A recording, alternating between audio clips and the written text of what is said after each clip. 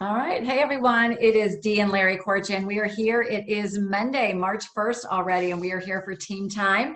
Welcome, everybody who has taken time to join this call. And if you are new to our team or checking us out, we definitely welcome you here. You are part of something really, really big. So we love doing this on Mondays for community, for learning, and we've been having fun. You guys have been doing the screenshots, putting them out on social media, put them in your stories, tag whoever speaks tonight, and it's just fun. What it does is just starts to spread to your community what you're a part of, and that it's something bigger than you, and people are always wanting to be a part of something bigger. And we start every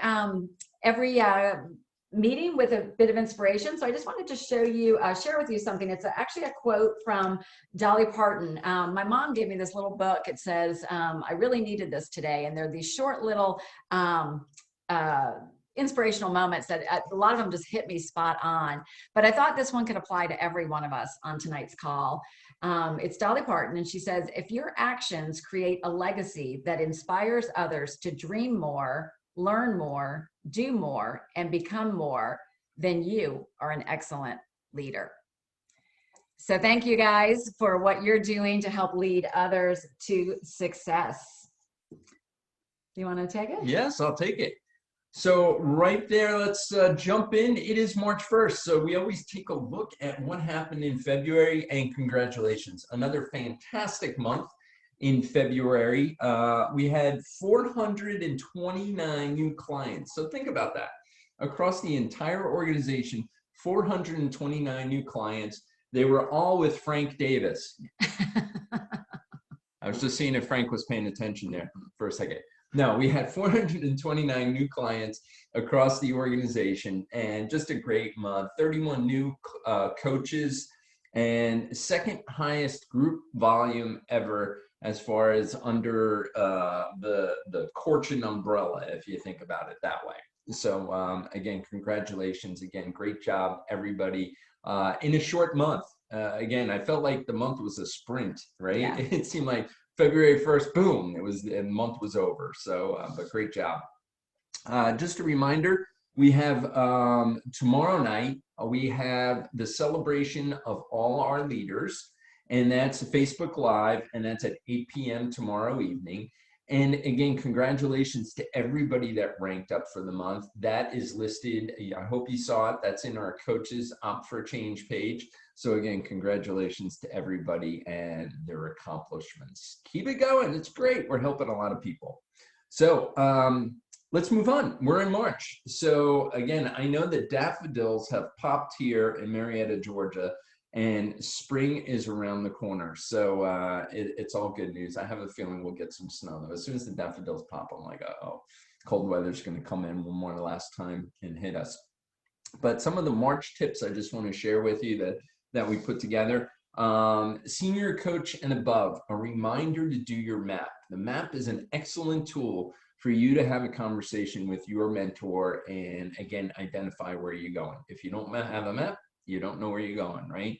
So again, it's a great tool to help you figure out your direction for the month. Start the month strong. Again, it is March. It's a great month to really show growth, right? It's a great month for us to just spend that extra time with clients and coaches, making sure that everybody's aligned with their goals. And again, starting strong. March is traditionally a fantastic month in the business, right? People are thinking about spring break, summertime.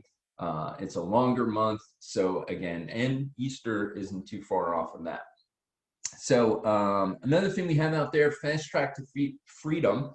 I know we've put it in the coach group as far as what Fast Track to Freedom is. Again, it's a way to stay consistent in marketing to potential clients through social media and just connecting with clients out there. So please use that tool, a great tool. I was out there, and we're going to have a call on noon on Thursday, and that call will be kind of like, what did we call that?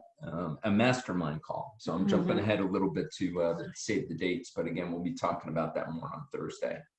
And again, like I mentioned earlier, yeah, what I mentioned earlier, people want to change. So again, Spring, summer, things are going up.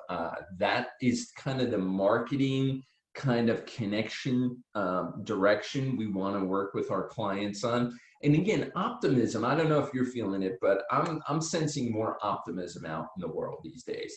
More people are getting their vaccines.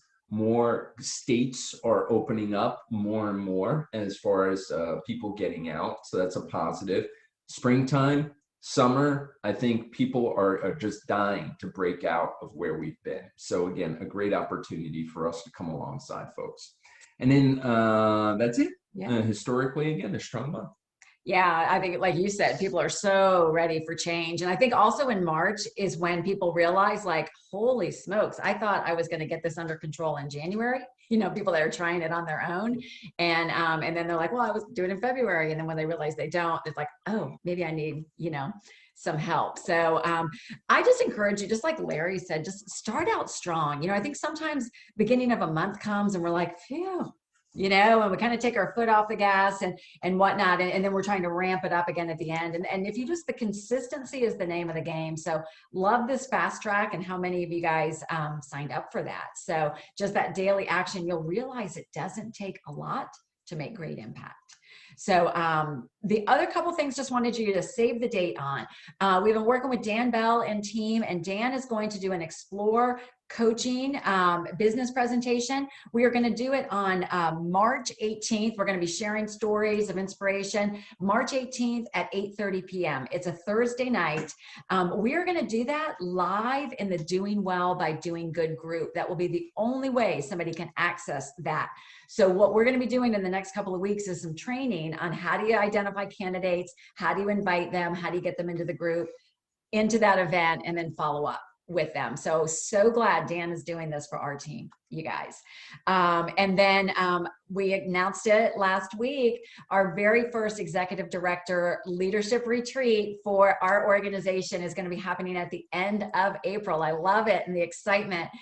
So we are finalizing the dates, finalizing the agenda. We're going to get that to you as quickly as possible. Thank you to Meg Johnson, who is stepping in and helping us with all that planning. So it's going to be amazing.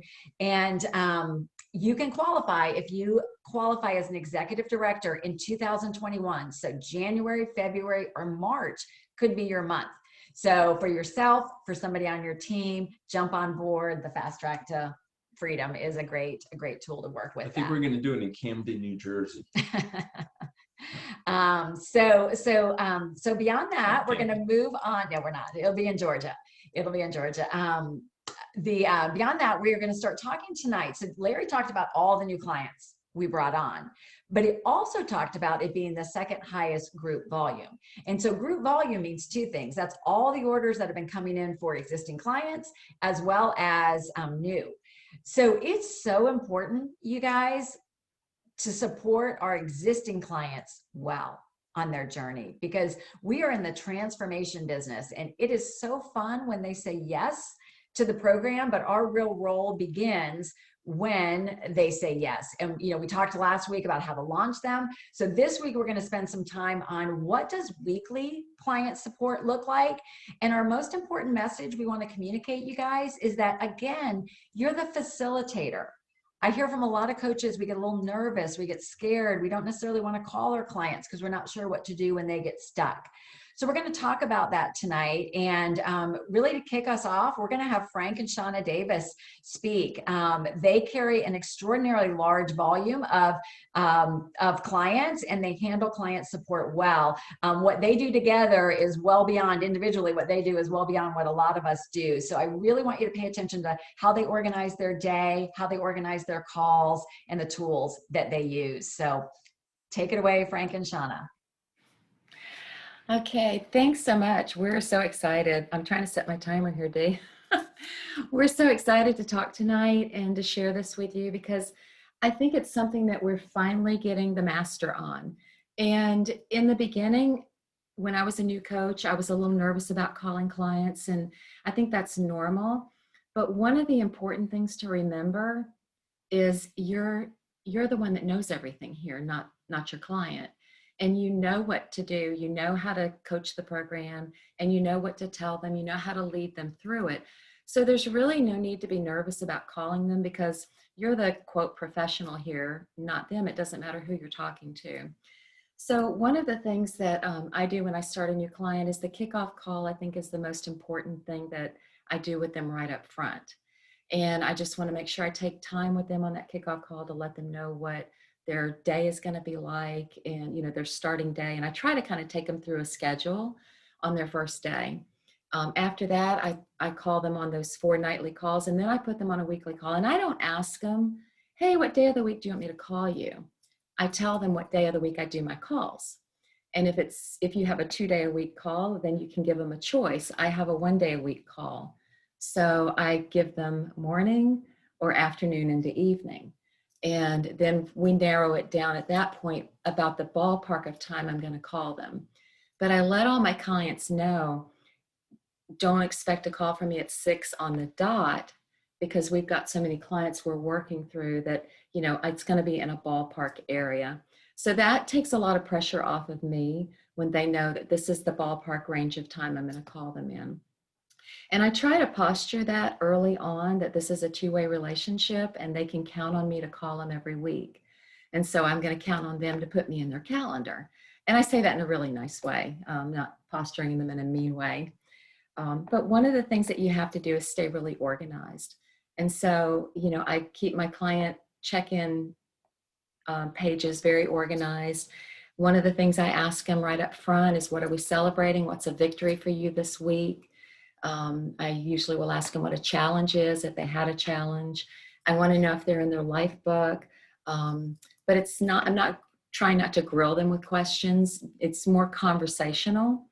And one of the things that I've started doing over the last few months is I'm at my desk when I do my check-in call. So I've got my computer in front of me and I'll pop open their Facebook page and just real quick, just blow through it for just a minute or two and see if there's anything in there that jumps out at me, so that if that call seems a little uncomfortable, I can always bring that up and say, hey, you know, I noticed you posted about your son and he fell and broke his leg. I hope he's doing okay. And then we just kind of move on with the conversation. But for me, since I've started doing that, it feels like they feel like it's a little more personal. And I'm not just calling them for information on the program every week. If they're having a challenge, one of the things that I'm having a lot of success with is taking them straight to that Habits of Health webinar that deals with wherever their challenge is. And so I've got them pinned to the top of my computer, and I can pop in there and pull out element 4, element 8, or whatever it is that they're having a challenge, and I'll send it to them. And I say, hey, why don't you, watch this and then maybe go to that element. So that's one of the ways that I feel like we support them well in that. And then I've always got my life book handy and my coaching guide. And in my coaching guide, I think Meg and Lauren did some questions one night, and you can't see them, but they're all written in here of what they asked their clients, and that was gold. So I wrote those all down, and if there's anything that feels a little off, I can pull from these questions and ask them a question on, how their week's been. But I keep that handy. I keep my 30-day guide, and I keep my dining out guide right here on my desk, because these kind of little questions will pop up, and I want to be able to really quickly pull that out and say, hey, let's flip to this page in your 30-day guide and let's go back over that. And then the most important thing is to stay really organized with your desk area and your clients. It'll make your life so much better. And drip coaching, always drip coaching. I do that with just about every call. And it might just only be, oh my gosh, that's why I love coaching so much. And I may not be me asking them, but I'm always dripping it somehow. And I think Frank's got some great tips on that too. Yeah. So I'm a lot like Shauna. You got to remember, when I started as a coach, I was living with my coach, my wife. So I learned everything from her. So all the good habits I have from her, all the bad habits I have from me. There were times, I'm going to tell you first about the mistakes I made, and maybe this will help you. So the mistakes I made initially is I wasn't organized. I put all my health assessments on a piece of paper instead of a health assessment sheet, thinking I would find those pieces of paper later, or, I got them in this notebook or whatever. And I didn't put things in my phone. And then by not putting things in my phone calendar, I would do this. I'd go to bed at 2 o'clock in the morning. My eyes would pop wide open because I had missed calling somebody, especially their check-in or their kickoff call or something like that. Like, oh my gosh, I forgot their day 1, I forgot their day 3 or whatever. So I've made so many mistakes in the beginning. So the key for me was to get organized. Everything goes in my phone calendar. And I used to have 2 alarms. I used to have like a 10-minute alarm and a 1-minute alarm, but now I don't. I've eliminated those. I know how to look at my phone calendar all the time, but I used to only have a 10-minute alarm, and my alarm would go off. Oh, you got a call with such and such in 10 minutes. Well, a lot happens in that 10 minutes, and I would forget about that call in 10 minutes, and I would miss their call. So I had a 1-minute alarm. So now I know to check my calendar multiple times, and I'm really structured. But I'm like Shauna. I keep everything on my desk for my calls. I have a dining out guide. I keep a senior's guide. I keep a new Optavia guide and the old Optavia guide, because you never know which client you're talking to, if they got the new one or the old one. I keep the coaching guide, and I keep when I'm doing my calls with my health assessment, I do everything on a health assessment. Now, I don't know if you can see all that. My life book has tabs in it, so I can refer to my life book with tabs. And then everybody that I sign up goes in this folder right here. It's just 2 slots, and they go in this folder. And on the left side of the folder means I've signed them up, but I haven't moved to a kickoff call. Once I move them to a kickoff call, they go on this side, and day 1 through 4 is going here. Once they go to a weekly call, they go into a notebook. This is not the notebook, it's empty, essentially empty. They go into a notebook.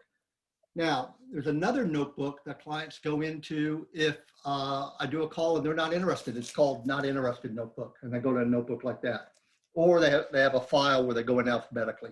So again, it's very structured, very organized. This is key questions for client support. I believe it's on the coaches page. I think this came from Meg. Thank you, Meg. But I refer to this all the time. And I do all my check-ins via telephone. Okay, I don't do any via text. I don't do any via Facebook message. All of them are check-in, unless there's a special situation, Christmas time, a holiday, or I know something's going on. But 99% of my check-in calls are via telephone. If they don't answer, then I make a note. I always make a note about a special event going in their life on their calls in my notes, so I can ask about it next week. How's your son's broken arm? Is that better? How did your job interview go? Is that better? Just a little bit, just to stay personal. All my calls are 3 or 4 minutes in length, and I use verbiage like this. As we're wrapping up tonight, tell me one last victory that you're experiencing as we're wrapping up, or in closing. What's a good goal for you next week? So I use little verbiage like that, which I actually learned from Dee. And that kind of lets the other person know, hey, we're closing, we're wrapping it up. I like terms like, what are we celebrating tonight? What's your biggest victory? What's your biggest challenge? Those sort of things. But the key is organization and structure. And the third key is listen to your coach do calls. I heard Shauna do so many of these calls in the beginning. Ask your coach, ask your mentorship. Can I listen to some of your calls? Can I be trained by you? Tap into the system, attend all this training. That's where we learned all this stuff. Shauna, wrap it up as we got about another minute. And yes, I saw somebody say 3 or 4 minutes question mark. You want to keep them short, because your client's going to get really tired week after week of you calling them and it running into a 10, a 15, a 20-minute phone call. They'll stop taking your calls. So keep them really brief. If they know that you're not going to keep them on the phone long, they're more inclined to get on the phone with you, especially if you take meticulous notes and you can go back. They want to know that you remember things about them.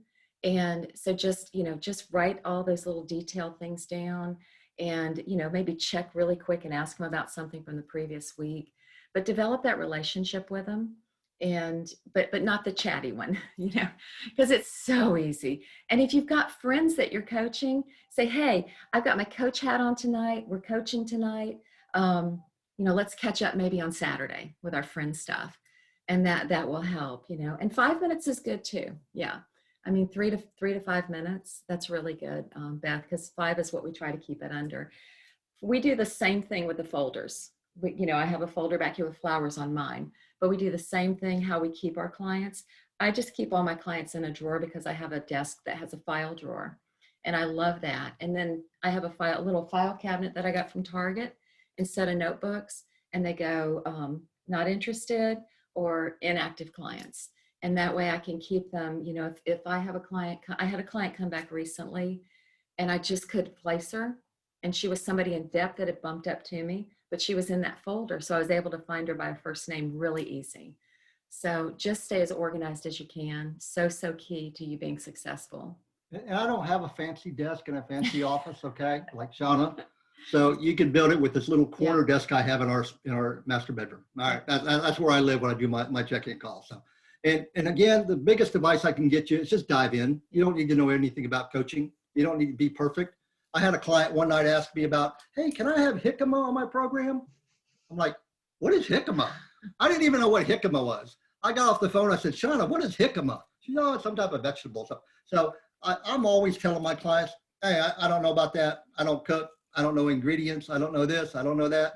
Maybe post that question on the client page. Maybe look that up on the Habits of Health book. Maybe look it up in your life book. I don't know. I'm just here to guide you.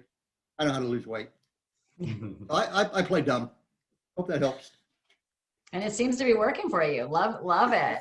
And I think also what I heard you saying is that you also are empowering your clients to find out, right? Like, did you check the Optavia guide? Did you ask on Eat, Live, and Be Optavia? So I think incorporating and pushing them so that we're not always the go-to immediate answer person for everything.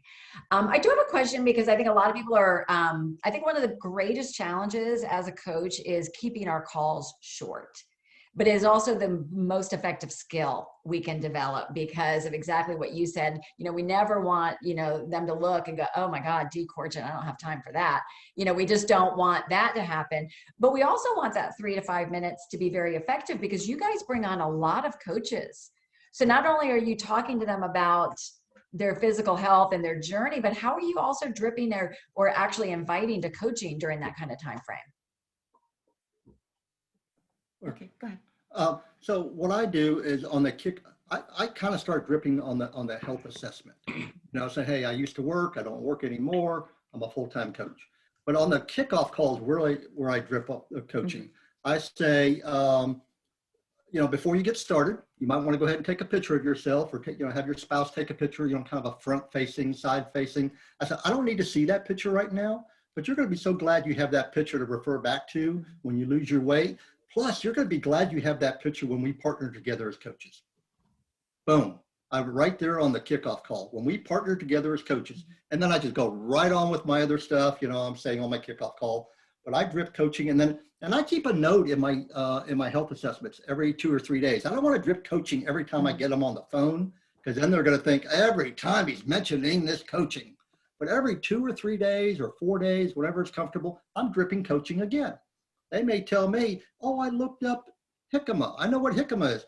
It sounded just like a coach. That's something coaches do. They look up and they find the information. So, you know, little things like that. Shauna, what do you do? Yeah, I drip a lot of coaching, but I relate it more to me and why I stepped into coaching. I'll ask them, what are your friends saying? That's a really great way to bring in dripping coaching because if their friends are noticing and they're asking them about it, then I'm like, oh my gosh, you know, have you thought about coaching? Are you considering it? And I'm always pretty confident that they are when I talk to them. You know, there's this little trick that when you talk to somebody, if you just assume that, yes, they're going to give you that yes answer, it just kind of rolls into that. It's like when you're face to face and you're nodding your head yes. It's so encouraging for them to agree with you. So it's just little ways that we drip. And, you know, I'm always telling them why I love to coach and why I stepped into it. And I love to tell the story that I told Lori right up front, I was a hard no way, no how. I'll do it for a month. If I don't like it, I'm out of here. But number 2, don't ask me to coach. And in 2 weeks, I was a coach. So they get a kick out of that sometimes. And, you know, but tips calls, if you can get your clients to tips calls with your coach too, that's another great way to introduce that.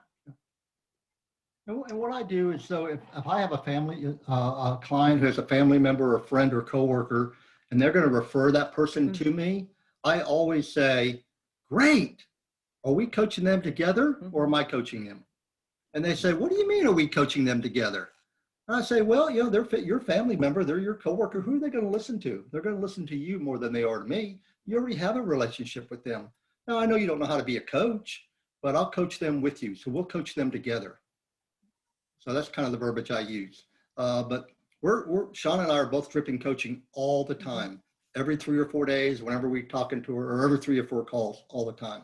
And then we're always inviting our clients over to the Doing Well by Doing Good page. We're taking advantage of that page. Would you like to take a sneak peek behind the curtain?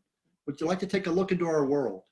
Are you curious about what coaches are making on a monthly income, on a monthly basis? Has that thought ever crossed your mind? So those type of things. And if you think it's fun to coach clients, if you're a fairly new coach, it's a lot of fun to coach coaches. It's a lot of fun to coach coaches. It's a whole different world.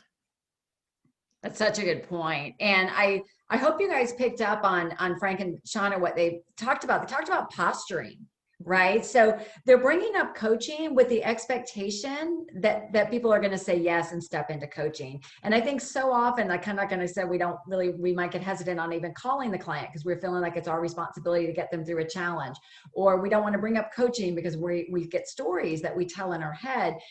We're the actual block there. Whereas if we just step into it with the expectation, you'll be amazed at how things start to shift. Same thing with the expectation of them using the materials, the Habits of Health book, the life book, and the calls. And it is so important. I think that the two big things is to be organized and have some sort of schedule. And it can look different than Frank and Shauna's. If you prefer, because of the way your schedule is, if you prefer to talk to your clients on different days, or if it meets their schedule and you're okay with that, that's okay.